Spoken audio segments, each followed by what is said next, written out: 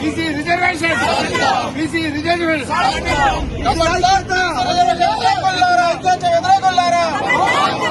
ఖబర్దార్ BC reservation వ్యతిరేకులారా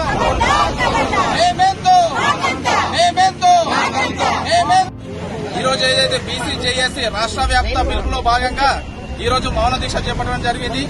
అగ్రవర్ణాలైనటువంటి ఓసీలకు కేంద్ర ప్రభుత్వము ఎలాంటి ధర్నాలు గాని, ఎలాంటి రాస్తారోకోలు గాని, ఎలాంటి కార్యక్రమాలు చేయకుండా కేంద్ర ప్రభుత్వం వాళ్ళకు 10% రిజర్వేషన్ కల్పించడం జరిగింది. కేవలం 5-6% ఉన్నటువంటి అగ్రవర్ణాలకు 10% రిజర్వేషన్ కల్పించినటువంటి కేంద్ర ప్రభుత్వము మేము ఇంత జనాభా దామాషా ప్రకారం మేమెంతో మాకంత 56% ఉన్నటువంటి బీసీలకు కేవలం 42% రిజర్వేషన్ ఇస్తాంటే కూడా ఓర్వలేని ఈ అగ్రవర్ణ కుట్రలను మేము తిప్పి కొడతాము.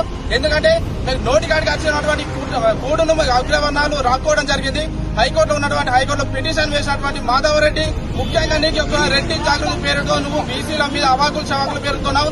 నిన్ను ఖచ్చితంగా మేము బట్టలు ఇప్పి కొట్టే రోజులు దగ్గరలో ఉన్నాయని చెప్పేసి మీకు తెలియజేస్తున్నాం. అగ్రవర్ణాలు ఏవైతే మా బీసీ రిజర్వేషన్ అడ్డుపడుతున్నారో వాళ్ళందరినీ భూస్థాపితం చేసే రాజకీయ భవిష్యత్ అనేది లేకుండా చేస్తాము.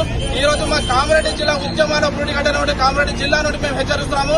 బీసీ రిజర్వేషన్లు కేవలం రాజకీయాలని కాదు, 42% రిజర్వేషన్ విద్యా ఉద్యోగ రాజకీయ రంగాల్లో 42% రిజర్వేషన్ సాధింపే లక్ష్యంగా మీ బీసీ బహుజన రాజ్యాధికారం కామారెడ్డి జిల్లా నుండి ప్రత్యేకంగా కార్యక్రమాలు చేపడుతూ గ్రామ క్షేత్ర స్థాయిలో ప్రతి ఊర్లో తిరుగుతూ రాజకీయంగా ఉన్నటువంటి బీసీలను అందరినీ పైకి తీసుకొచ్చే విధంగా క్షేత్రస్థాయిలో బలోపేతం చేసి బీసీ రాజ్యాధికారం దిశగా మేము పయనిస్తున్నాం.